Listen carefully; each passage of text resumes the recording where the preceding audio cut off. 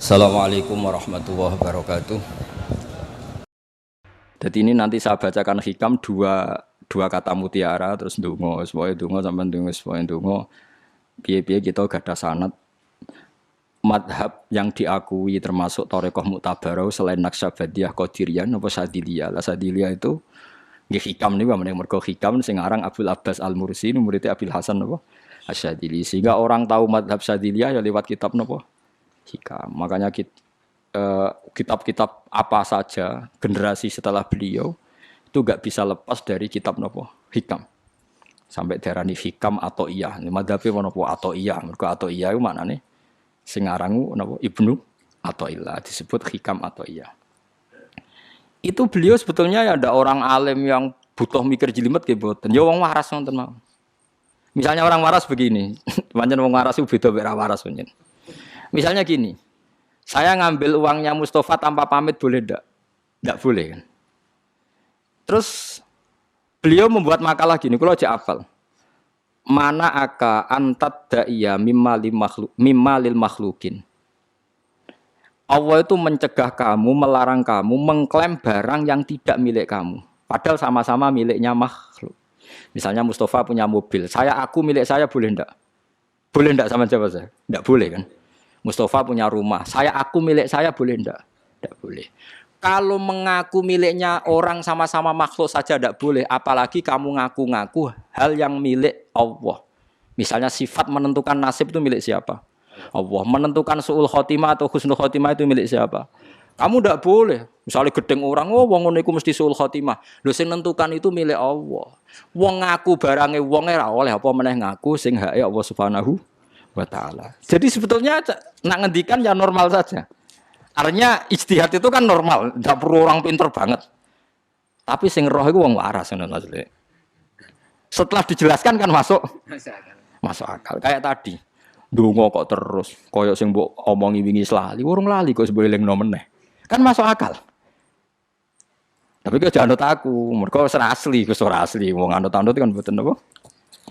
Dadi ini kula waca kalih mawon nggih kenangan kula ben dadi nggih kenangan kula napa makalah sanggeng napa hikam ya.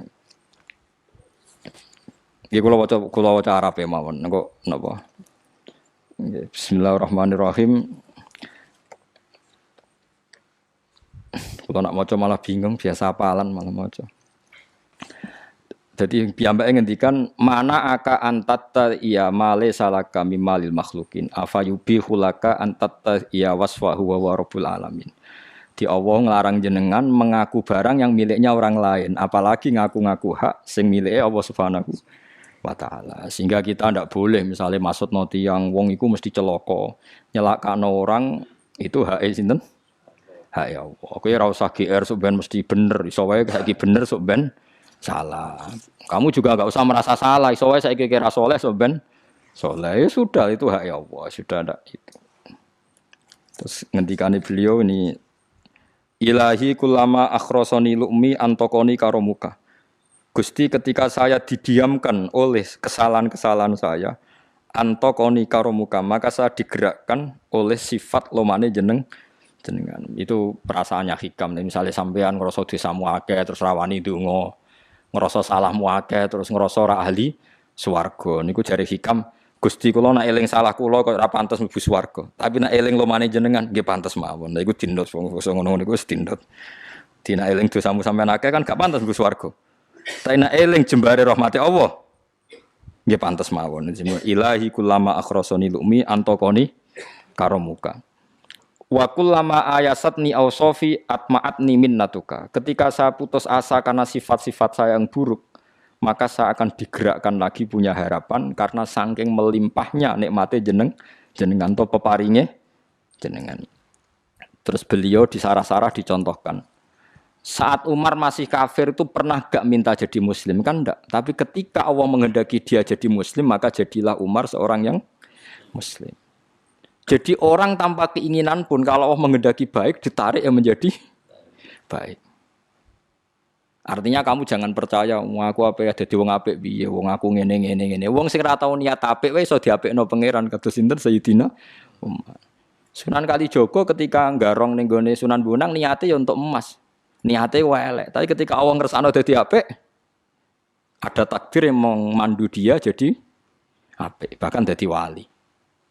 Itu fakul lama ayasatni ausofi, ketika saya diputus asakan oleh sifat-sifat saya yang buruk, maka saya akan diharapkan lagi, diberi tomak, diberi harapan oleh banyak peparingin apa jenengan. Jadi intinya kalau suwun khasnya madhab Sadili itu melihat sisi positif. Jadi misalnya jenengan sholat misalnya, ini rungokno tenan nggih. Misalnya jenengan sholat, potensi gak diterima itu tinggi. Mungkin kita ada ikhlas, mungkin kita ndak tumak ninah, mungkin kita banyak melakukan kesalahan, mungkin eling macam-macam. Itu potensi yang menjadikan kita sholatnya ndak diterima Allah. Tapi cara madhab Sadilah berpikir gitu itu tidak boleh. Kamu harus ingat bahwa sujud ini luar biasa. Banyak orang yang nggak diberi anugerah sujud.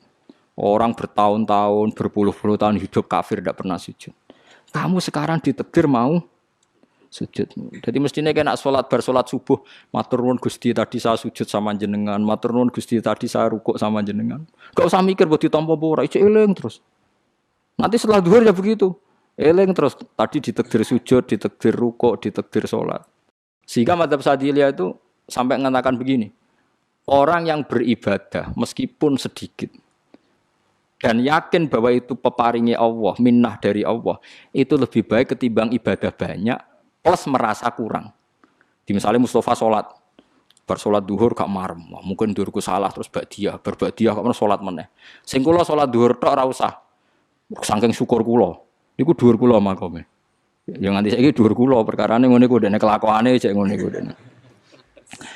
Karena ketika diberi pangeran ora marem. Kurangnya, tapi kurangnya niat elek.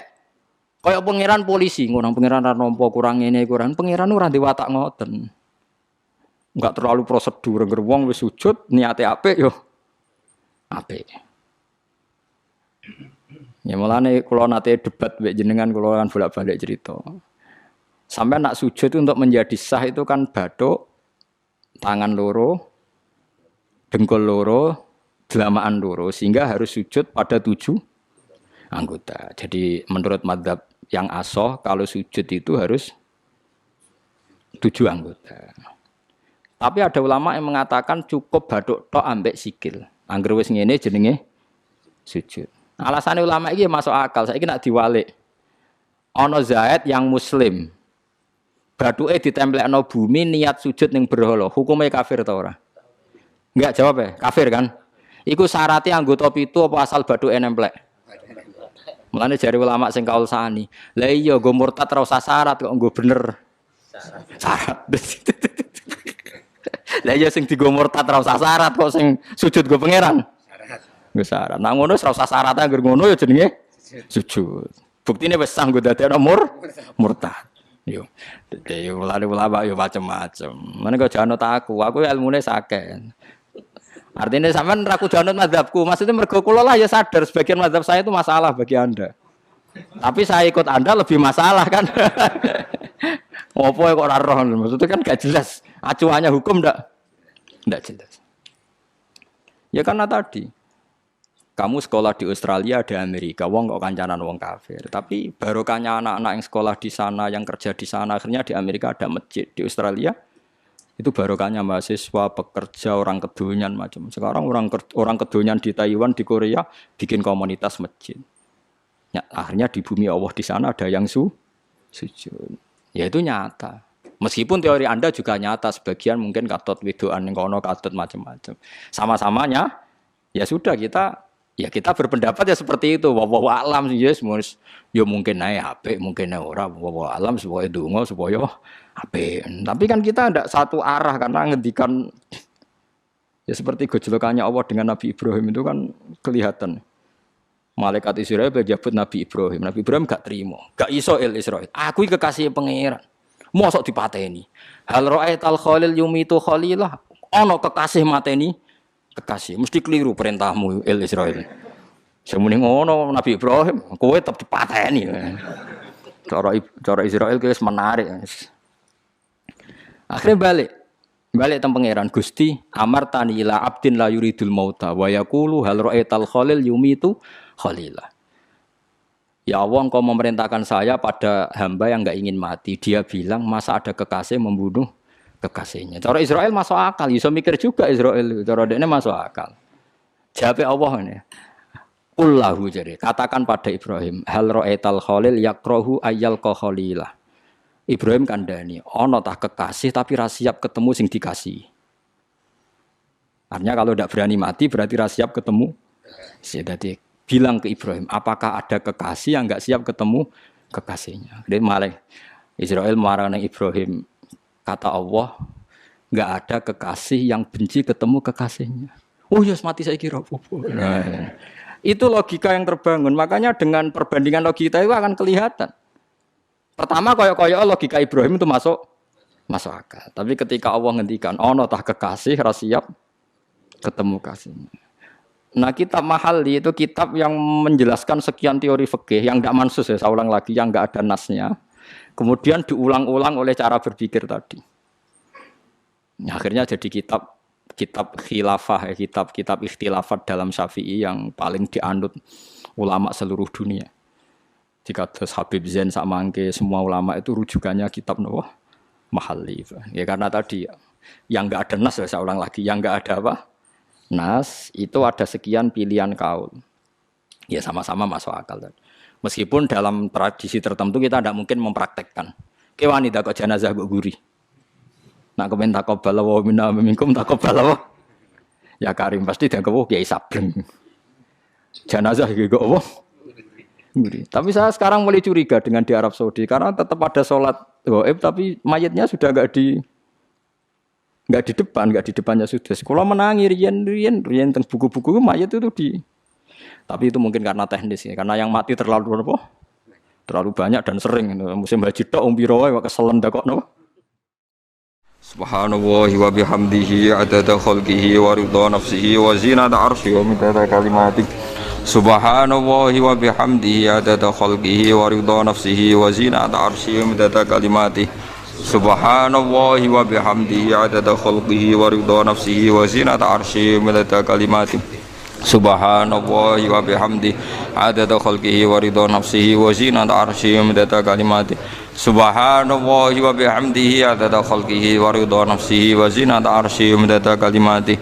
Subhanallahi wa bihamdihi adada khalqihi wa ridha nafsihi wa zinata arsyihi wa midada kalimatihi. Subhanallahi wa bihamdihi adada khalqihi wa ridha nafsihi wa zinata arsyihi wa midada kalimatihi.